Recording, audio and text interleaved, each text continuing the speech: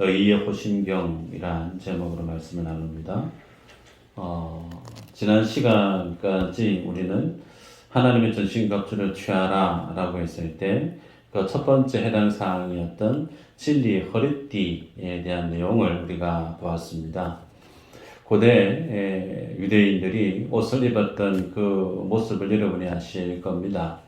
통으로 짜여진 원피스와 같은 옷이죠. 그래서 행동을 자유롭게 하기 위해서는 허리띠를 동여매야만이 자유롭게 움직일 수가 있었습니다.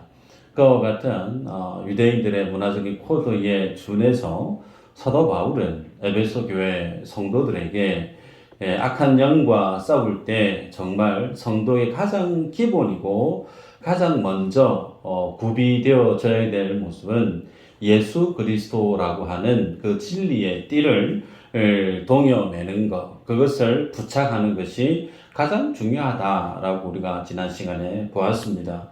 그래서 성도가 오늘 영적 전쟁을 싸워야 될 악한 마귀 사단은 그 싸움의 현장이 무엇과 같으냐면 진리에 대한 싸움이라는 거죠. 무엇이 진리인가? 진리가 무엇인가에 대한 그 싸움에 있어서 가장 먼저 성도가 구비해야 될 내용은 예수 그리스도로 인해 주어지는 그 진리가 어떠함을 잘 알아야 됨을 지난 시간에 우리가 보았습니다. 오늘은 의의 호심경에 대한 말씀을 볼 텐데요. 엄밀히 말씀을 드리면 의의 호심경이라고 하는 이 부분도 예수 그리스도를 믿는 진리 안에서 우리에게 주어지는 영적인 복이죠. 그래서 첫 번째 진리라고 하는 예수 그리스도로 우리에게 주어지는 그 진리를 제대로 우리가 착용하지 못하고 구비하지 못하면 그 이후에 전신갑주로 취해야 될 그 모든 것들을 제대로 그 능력을 발휘해 갈 수가 없습니다. 자, 여러분들이 중세를 배경으로 한 영화를 보신 분은 아마 아실 겁니다. 군인들이 어떤 옷을 입고 있느냐, 머리에는 투구를 쓰고 있고 한 손에는 방패를 들고 있고 한 손에는 창이나 칼을 들고 있죠. 그리고 가슴에는 뭐가 있죠?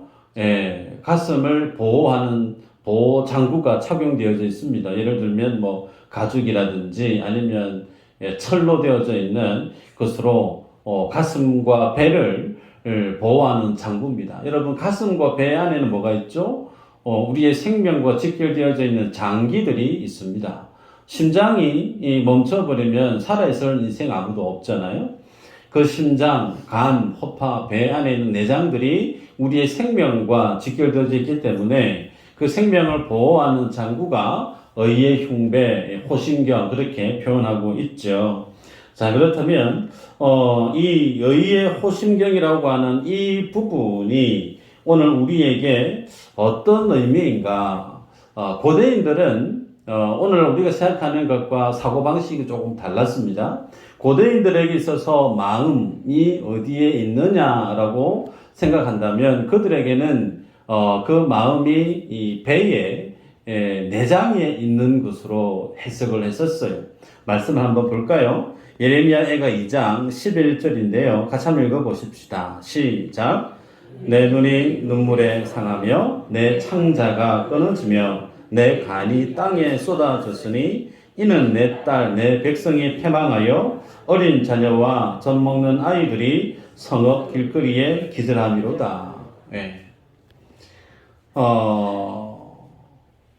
내 창자가 그리고 내 간이 땅에 쏟아졌다. 이 말에 표현하고자 하는 의미는 이스라엘 백성들이 하나님의 징계로 그들이 뿔뿔이 흩어져 버릴 것을 내다보고 그 모습을 알았던 선지자가 슬퍼하고 안타까워하고 있는 모습이죠. 근데 내 마음이 참 아프고 슬프고 괴롭다라고 하는 그 표현을 내 창자, 내 간 그렇게 표현하는 것을 보고 볼 수 있습니다. 빌립보서 2장 1절에도 이렇게 기록합니다. 그러므로 그리스도 안에 무슨 권면이나 사랑의 무슨 위로나 성령의 무슨 교제나 긍휼이나 자비가 있거든. 아시는 말씀일 텐데 여기서 긍휼이라는 표현이 있습니다. 스플랑크논이라고 하는 말입니다. 생명, 마음 그런 뜻인데요.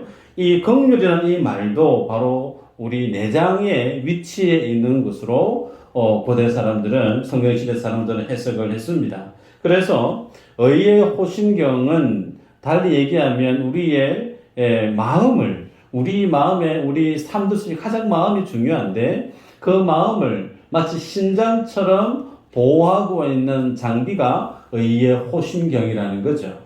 자, 그러면 우리의 마음을 방비하고 우리의 어떤 마음을 지켜내게 만드는 것이 의의 호심경이라고 하면, 그러면 우리의 정면에 서 있는 영적인 대적 사단은 우리의 어떤 부분을 공격을 할까요? 우리의 마음이라는 거죠. 우리의 마음과 우리의 감정과 우리의 내면을 넘어뜨리려고 우리의 마음을 불편하게 만들고 우리의 감정을 건드려서 하나님의 사람으로서 마땅히 감당하고 걸어가야 될 그 믿음의 삶을 살아가지 못하게끔 넘어뜨리게 한다는 거죠. 그 부분을 가로막고 그 부분을 막아서게 하는 보호장구가 의의 호심경, 의의 흉배, 그런 뜻이죠. 자, 그러면 하나씩 한번 찾아볼까요? 의의 호심경, 의의 흉배라고 했을 때 이 의라고 하는 부분부터 하나씩 찾아가 보십시다. 성경에서 하나님이 우리에게 말씀하시는 의, 그것은 세상에서 얘기하는 의와 같은 뜻이죠. 한 서너 분이 지금 주님 나라 가고 계세요. 네, 대답을 안 하시는데, 성경에서 말씀하고 있는 그 의가 어떤 의냐면 세상이 얘기하는 저스티스라고 하는 그 의와 같은 뜻이 아닙니다. 성경 한번 볼까요? 창세기 2장 7절 한번 읽어보십시다. 큰 소리로 시작. 여호와 하나님이 땅의 물으로 사람을 지으시고 생기를 그 배에 불어넣으시니 사람이 생명이 되리라. 네, 잘 아시는 말씀이죠. 하나님이 흙으로 사람을 다 만들고 나서 그 코에 하나님의 생기를 불어넣었는데 그 생기를 먹으면 인생이 뭐가 됐다고요? 생명이 된지라. 여러분, 생명, 미수제 교회 성도는 수준 있는 성도들이기 때문에 이 정도는 이제 기억하시면 좋습니다. 잠 따라 할까요? 네페쉬. 네페쉬. 네페쉬가 뭐냐면 생명이라는 거예요. 생명은 어떤 것이냐면 하나님의 생기를 먹음으로 인해서 생명과 영혼을 구비되어져 있는 유일한 존재. 동물에게는 네페시가 없어요. 생명만 있죠. 하나님이 유일하게 만드신 인간에게만 하나님의 형상을 드디어 불어넣은 생명, 소위 네페시가 있다는 겁니다. 그래서 성경이 얘기하는 의라고 하는 부분은 하나님과 하나님의 피조된 인간 사이에 정상적인 완성되어지는 그 관계 속에서 요구되어지는 그 모든 요구를 다 따라 행하는 것, 그것이 소위 의라는 겁니다. 이해되시나요? 하나님 우리 아버지세요. 그죠? 나는 하나님의 아들일 수가 있습니다. 그러면 하나님과 나와의 관계가 부자지간 혹은 부녀지간이라고 치십시다. 그러면 내가 하나님 앞에 하나님이 나에게 요구하는 그 부분은 그 원칙이 어디에 준해서 항상 요구되어지느냐면 너 내 딸이잖아. 너 내 아들이잖아. 라고 하는 이 관계 속에서 하나님 우리에게 명하시는 그 모든 말씀들을 다 성취해내는 거, 그게 의라고 하는 거예요. 성경이 얘기하는 의라는 겁니다. 자, 그러면 이렇게 하나님이 처음에 아담과 하와를 만들어서 하나님이 생육하고 번성일이 말씀을 주셨을 때 정말 그렇게 잘 살았잖아요. 그런데 선악과를 취함으로 인해서 하나님과의 관계가 깨어져 버리죠. 하나님과의 피조물과의 관계가 소위 네페시였던 하나님의 영을 지닌 형상을 지닌 이 네페시가 죄로 인해서 깨져 버렸단 말이에요. 그러면 하나님과의 관계가 깨어져 버렸기 때문에 인생은 아무리 노력한다고 해도 하나님이 그 자녀에게 요구하시는 그 하나님의 의를 성취해낼 수 있을까요? 없을까요? 이야, 신기하게 한 번도 안 주무시네. 예, 감사합니다. 관계가 깨어져 버리니까 하나님이 그 믿음의 자녀들에게 요구하시는 그 모든 영적인 요구사항을 인생이 감당할 수가 없는 거예요. 그래서 그 모든 깨어져 버린 그 의를 오늘 하나님은 어떻게 완성해 내시느냐면 예수 그리스도라고 하는 소위 창세 전에 하나님이 구비해 놓으신 구속의 언약 그 안에서 주님이 인생에게 요구한 그 모든 의를 예수 그리스도 그 십자가 안에서 주님이 찾으시고 그것을 주님이 우리를 대표해서 하나님 앞에 그 요구하는 그 모든 의를 완성해 내셨다는 겁니다. 여러분, 성경은 우리가 알고 있는 것처럼 완전한 의를 요구합니다. 그 기능이 율법이죠.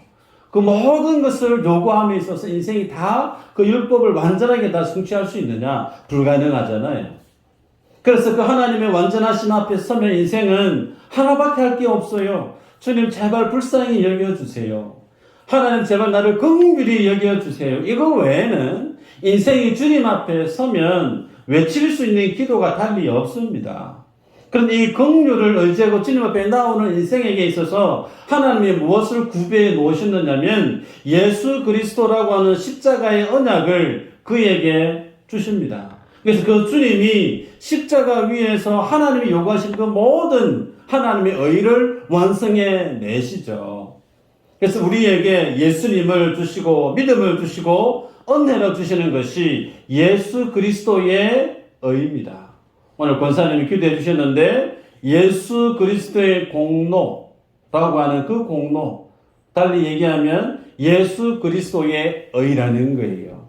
여러분, 우리들은 이 전적인 하나님의 의에 의해서 우리가 하나님을 아버지라, 하나님을 나의 주인이라 고백할 수가 있죠. 우리가 하나님의 자녀가 된 것은 내가 열심히 경건의 훈련을 쌓아서 내가 열심히 덕을 어떻게 쌓고 선행을 열심히 해서 이 자리에 있는 분이 한 분도 안 계시는 줄 압니다. 우리들은 전적인 하나님의 은혜와 하나님의 긍휼로 덧입어서 이 자리에 하나님의 자녀로서 와 있습니다. 자, 그러면 이 하나님의 의가 예수 그리스도 의가 오늘 우리에게 주어졌는데 이 부분을 사도 바울은 자주 복음에 대해서 변정할 때 이 부분을 강조했습니다. 빌립보서 3장 9절 한번 읽어볼까요? 읽어보십시다. 시작. 그 안에서 발견되려 하매니 내가 가진 의는 율법에서 난 것이 아니요 오직 그리스도를 믿음으로 말미암은 것이니 그 믿음으로 하나님께로부터 난 의라. 네. 사도 바울이 의에 대한 부분을 얘기하는데 그와 함께 대조적으로 뭘 얘기하고 있느냐면 율법으로 난 의 아니다 라고 얘기해요. 오늘 읽었던 방금 읽었던 빌립보서 3장 9절 그 앞절에는 어떤 내용이 있느냐면 나는 이제 8일 만에 할례 했다. 내가 이래봬도 베냐민 지파대. 내가 이래봬도 바리새파다. 율법으로 내가 흠 하나도 없다. 예, 그렇게 자기의 배경을 당당하게 얘기합니다. 그런데 그리스도를 발견하고 그리스도가 주시는 그 하나님의 완전한 의를 깨닫고 나니까 그가 막 자랑했던 그 모든 것들을 무엇으로 비유하죠? 배설물로 여겼더라. 그렇게 고백하지 않습니까? 그래서 우리들은 하나같이 예수님께서 십자가 위에서 만들어 놓으신 그 의를 그냥 받은 거예요. 그게 오늘 우리가 주님 앞에 들고 가는 믿음에 대한 의입니다. 여기에 대해서 한 예를 하나 들고 말씀을 이어갑니다. 마태복음 22장 37절에서 40절 한번 읽어볼까요? 시작. 예수께서 이르시되 내 마음을 다하고 목숨을 다하고 뜻을 다하여 주 너의 하나님을 사랑하라 하셨으니 이것이 크고 첫째 되는 계명이요 둘째도 그와 같으니 내 이웃을 내 자신같이 사랑하라 하셨으니 이 두 계명이 온 율법과 선지자의 강령이니라. 아멘. 오전에 장로님께서 기도하셨습니다. 하나님 사랑, 이웃 사랑, 복음 전도, 제자 양육, 이것이 우리의 사명이다. 맞습니다. 하나님께서 하나님을 주라 고백하는 모든 인생들에게 이 명령을 하십니다. 하나님 사랑이라. 어떻게 해요? 마음을 다해서, 뜻을 다해서, 목숨 다해서 주 너의 하나님 사랑이래. 또 있죠. 내 이웃을 사랑해라. 어떻게 해요? 내 몸과 같이 사랑해라. 여러분, 우리가 하나님을 정말 사랑하고 이웃을 사랑하는 이 믿음의 고백이 우리 안에 있을 줄 압니다. 열정이 있을 줄 믿어요. 그런데 우리가 한 번도 변함없이 하나님에 대한, 이웃에 대한 그 사랑의 온도가 식어지지 않고 늘 언제나 용광로의 온도처럼 뜨끈뜨끈하게 그렇게 열정적으로 주님 앞에 살아갈 수 있을까? 마음은 원이로되 우리 삶이 그러지를 못해요. 그죠?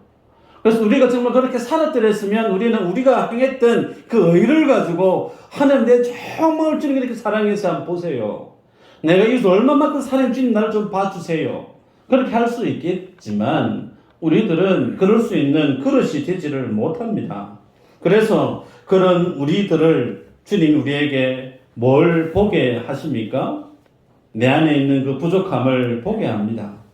한없이 부족하고 때묻고 연약한 나의 인격의 수준, 나의 믿음의 수준을 보게 합니다. 하나님의 말씀은 너무나 나와는 거리가 멀리 저기 높은 곳에 위치해 있는 것 같고 내가 그 주님 앞에 말씀을 따라가려고 하면 내 능력은 정말 아무것도 아닌 것 같고 그런데 그때 어떤 분이 짠 나타날까요? 정말 하나님을 목숨 다해 뜻 다해 온 삶을 다해서 하나님을 사랑하시는 분이 한 분 계세요. 예수 그리스도십니다. 우리는 이웃을 사랑해야 되는 건 잘 알고 있는데 사랑하기는커녕 미워라도 안 했으면 좋을 정도로 우리의 마음은 옹졸해요. 그런데 정말 이웃을 위해서, 친구를 위해서 자기의 목숨을 내 던졌던 분이 누구시죠? 예수 그리스도. 그 주님이 이렇게 명령하고 계시는 모든 구약의 가장 엑기스인 사랑하라라고 하는 이 사명을 온몸으로 퍼펙트하게 완수해 내신 분이 예수님이시잖아요. 그 주님이 우리에게 오셔서 그 주님의 의를 우리에게 전가해 주셨습니다. 로마서 8장 1, 2절에 주님 우리에게 얘기합니다. 그러므로 이제 그리스도 예수 안에 있는 자에게는 결코 정죄함이 없나니 이는 그리스도 예수 안에 있는 생명의 성령의 법이 죄와 사망의 법에서 너를 해방하였음이니라. 죄와 사망의 법에서 해방하였음이니라. 아멘인가요? 우리들은 율법에 갇혀 있지 않아요. 율법과 우리는 이제 하등에 상관이 없는 존재가 되어져 버렸습니다. 구약에서는 구원을 얻기 위해서 열심히 율법을 지켰을지 모르나 오늘 우리들은 그 율법의 세대에서 무장해제가 된 거예요. 적용점이 없는, 왜요? 예수 그리스도께서 모든 율법의 마침이 되셨기 때문에 우리들은 율법적으로 뭘 하면 착하고 율법적으로 뭘 안 하면 모자라고 그 율법의 잣대로 하나님 우리를 판단하시지 않는다는 겁니다. 예수 그리스도를 믿는 그거 하나만을 주님 우리에게 보셔서 그 주님을 제대로 믿기만 하면 모든 율법을 네가 다 완성한 것으로 마치 예수님이 행하신 그 모든 의가 나의 의인 양 그렇게 주님이 바라보신다는 거예요. 우리는 이것을 어떻게 표현하느냐면 칭의라고 얘기하죠. 의롭게 칭함을 받다. 그래서 하나님 앞에 내가 의롭게 칭함을 받았다. 나는 이 하나님 앞에 의인이다라고 뜻하게 힘주어 강조하시는 분들 중에 조금 더 지나쳐버리면 어떻게 되냐면 진리 안에서 자유해도 된다. 진리가 너를 자유케 한다. 라고 하면서 방종의 자리까지 나가버리는 경우도 있습니다. 장로교의 맹점이 이 부분에 있어요. 하나님 앞에 칭이라고 하는 이 기독교의 칼빈의 5대 교리 중에 의롭게 됨에 대한 이 말씀을 너무나 강조한 나머지 내가 이제 주님 앞에 의롭게 되어졌기 때문에 나는 모든 것이 자유하다라고 하면서 그 하나님이 의롭게 되어졌던 그 하나님의 교리에 대한 가르침을 곡해해서 방종으로 내달았던 모습이 장로교 안에 있었다는 거예요. 여러분 여기서 이제 구분해야 될 필요성이 있습니다. 분명 우리는 율법과 상관이 없는 존재가 됐어요. 그래서 하나님 우리를 바라보실 때 네가 예수님을 믿니? 오케이. 그러면 너는 내 아들이고 너는 내 딸이야. 너희의 죄에 대해서 네가 율법에 있어서 얼마만큼 모자라고 한없이 때가 묻고 제가 늦은 거 많은지 주님이 보지 않고 예수 그리스도를 믿는 그 믿음의 한 가지만을 주님이 보십니다. 우리는 그것을 통해서 나는 주님 앞에 의롭게 되어졌어요. 이건 우리가 당당하게 주님 앞에 고백할 수 있는 믿음의 고백이죠. 그러나 믿음으로 의롭게 된 것과 믿음으로 의롭게 사는 것은 다르다는 거예요. 믿음으로 의롭게 된 것은 예수 그리스도의 공로로 우리에게 주어진 것이 맞아요. 그러나 그 하나님의 의를 제대로 아는 사람은 믿음으로 의롭게 삶을 살아간다는 겁니다.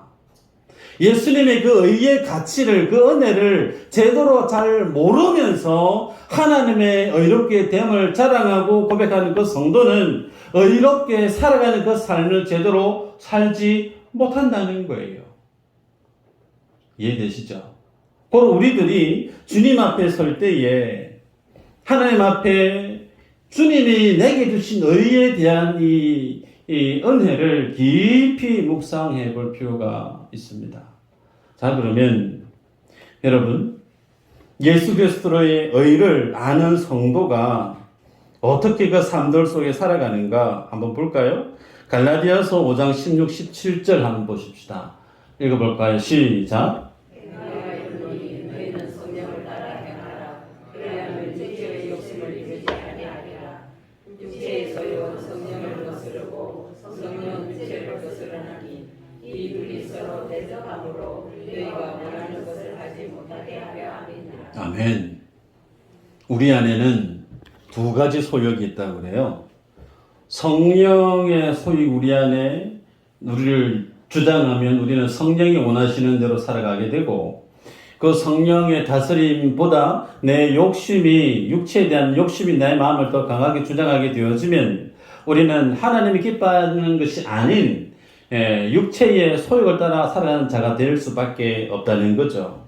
여러분, 우리가 하나님 앞에 성령 충만해서 자기 자신을 부인하고 날마다 십자가에 자기 자신을 죽여가며 하나님이 기뻐하시는 그 일을 열심히 살아가는 자는 하나님 앞에 날마다 승리의 감동, 승리의 어떤 감사를 올려드릴 텐데, 우리의 삶이 365일 똑같이 승리할까요? 죄송하지만 저도 그렇지 못합니다. 얼마나 자주 넘어지는지 몰라요. 육체의 소리가 턱하니 걸려서 코가 깨지고 머리에 혹이 나고 얼마나 그럴 때가 많은지 몰라요. 여러분, 그렇게 되어지면 누가 참소할까요? 사단이 속삭입니다. 야, 네가 목사라며, 목사는 네가 어떻게 그렇게 사람을 사랑할 줄도 모르냐?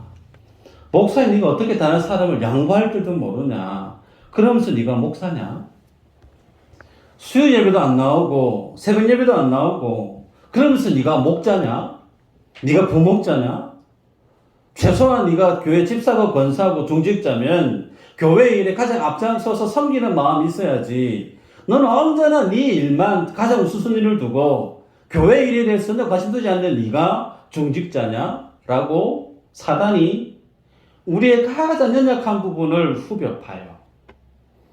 그럼 여기에서 이제 점검해 볼 필요가 있습니다. 내가 신앙생활을 하면서 그렇지, 나는 하나님의 주님의 의로서 하나님에게 자녀된 예수 그리스도 의를 붙들고 내가 살아가는 하나님의 사람임을 제대로 아는 사람은 사단이 나의 연약함을 가지고 나의 마음을 후벼 파고 내가 제대로 살지 못했던 율법에, 그리고 교회 문화 속에, 그리고 어떤 직분의 어떤 모습들 속에 미흡한 부분을 가지고 계속 후벼 팔 때 예수 그리스도의 의를 제대로 인지하고 살아가는 사람은 그 사단의 참소에 걸려 넘어지지 않습니다. 그런데 신앙생활 열심히 한다고 하면서도 다른 사람이 던지는 말에 혹은 아무도 얘기 안 했는데 스스로 말씀을 읽다가 기도 중에 메시지 듣는 중에 내 안에 부족함에 대해서 누군가가 아무도 얘기 안 했는데 사단이 막 내 안에 그 연약함을 참소할 때 어떻게 반응하냐면, 맞다, 이런 내가 무슨 목사야, 이런 내가 무슨 목자야, 내가 무슨 교회 중직자야, 뒤로 좀 물러나야 되겠다. 여러분, 마치 내가 잘 능력이 못 돼서 할 만한 그런 믿음이 못 돼서 좀 쉬었으면 좋겠어요. 어찌 보면 참 겸손한 것처럼 들릴 수 있습니다.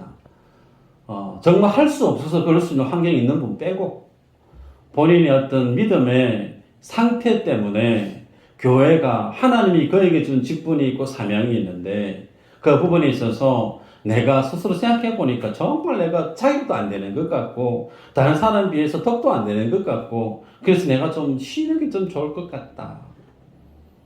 그게 뭘까요? 교만이라는 거예요. 교만이라는 거예요. 그 자리에 서서 그가 붙들고 있는 게 뭘까요? 예수님의 의가 아닙니다. 자기 의인 거예요. 내가 해놓은 거, 내가 살아왔던 거, 내가 걸어왔던 삶의 결과물을 가지고 이 정도 되면 그렇지, 내가 그래도 좀 할만하지.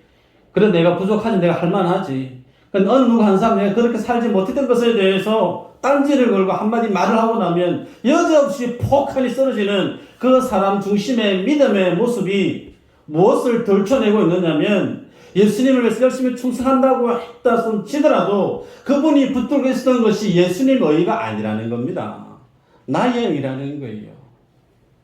여러분 점검하셔야 됩니다. 로마서 3장 21절 이후로 이제는 율법 외에 하나님의 한 의가 나타났으니 율법과 선지자들에게 증거를 받은 것이라 곧 예수 그리스도를 믿음으로 말미암아 모든 믿는 자에게 미치는 하나님의 의인이 차별이 없느니라. 여러분 차별이 있대요 없대요? 없대요. 차별 없습니다. 주님이 주신 그 의는 우리의 어떤 배경, 어떤 삶의 능력 아무 하등에 상관없이 주님이 주시는 의라는 거예요. 차별이 없습니다.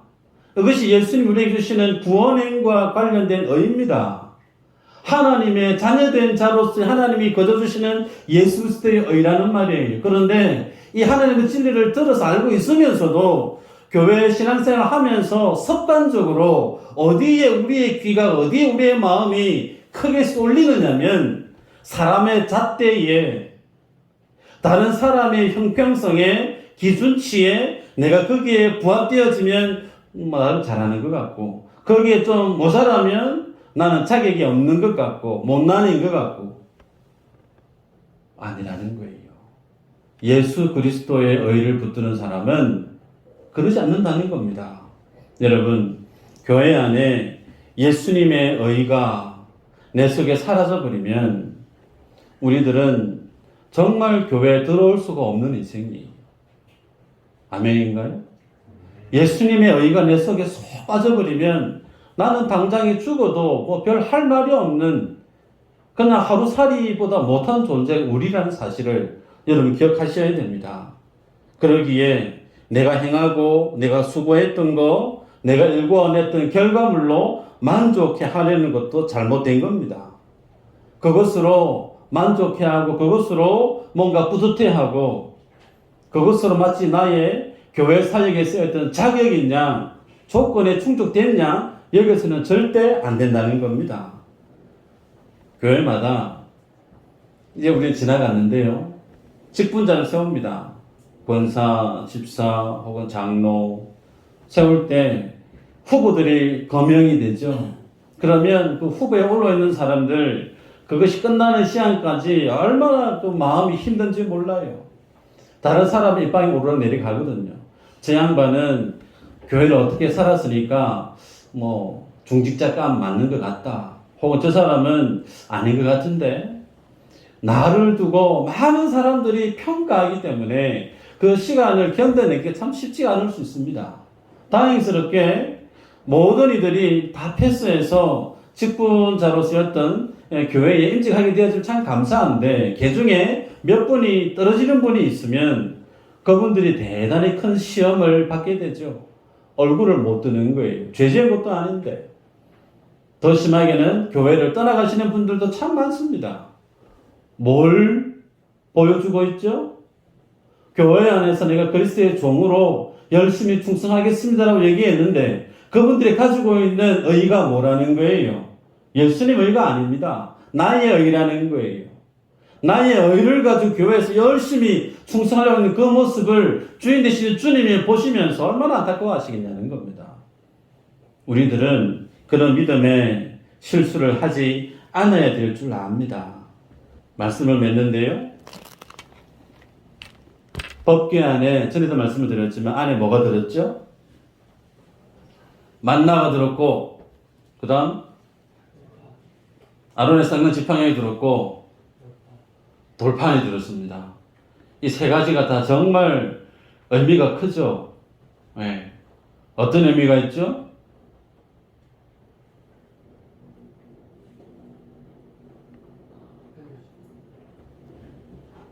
하나같이 인간의 죄를 드러내고 있죠. 인간의 부족함을 고발하고 있는 것이 만납니다. 인간의 순종을 잘 못했음을 하나님의 권위에 도전했던 것을 지팡이가, 하나님의 법궤가 깨져서 박살이 나서 하나님의 언약을 지키지 못한 그들의 불순종에 대한 증거가 법궤 안에 세 가지가 싹 들어가 있죠. 그 위에 뭐가 덮이죠? 속죄서 뚜껑이 덮입니다. 그 위에는 뭐가 있죠? 어린 양의 피가 부은 바 되어집니다. 여러분, 속죄서 뚜껑을 열어버리면 그 안에 들어있는 모든 것들이 인생의 부족함을 고발합니다. 한없이 부족하고 모자라고 연약하고 그냥 쓰레기 취급해도 당연히 될 듯 그런 어떤 존재들인데 하나님이 그것을 어린 양의 피로 만들어 놓은 속죄서 뚜껑으로 딱하니 덮으세요. 그리고 그 위에 주님이 어린 양의 피를 부으세요. 그리고 그 위에 하나님이, 거룩하신 하나님이 임재하십니다. 임재하셔서 이스라엘 백성들과 만나시겠다라고 얘기하셨죠. 그죠? 그게 법궤가 지니고 있는 구속하시는 예수 그리스도의 그 의를 그대로 보여주고 있다는 거예요. 우리들이 자랑할 것은 예수님의 의 외에는 없어요. 그래서 이 한 주도 뿐만 아니라 앞으로의 평생의 삶들도 마찬가지로 사단이 여러분의 자격을, 사단이 여러분의 살아왔던 삶을 믿음 없었던, 충성하지 못했던 여러 많은 부족한 것들에 대해서 우리의 마음을 심수할 때, 참수할 때 여러분 당당하게 예수님의 의를 자랑하시는 여러분 되셔서 요동하지 않고 하나님의 군사로 끝까지 충성하는 여러분 모두가 되시기를 주 이름으로 축복합니다. 기도합니다.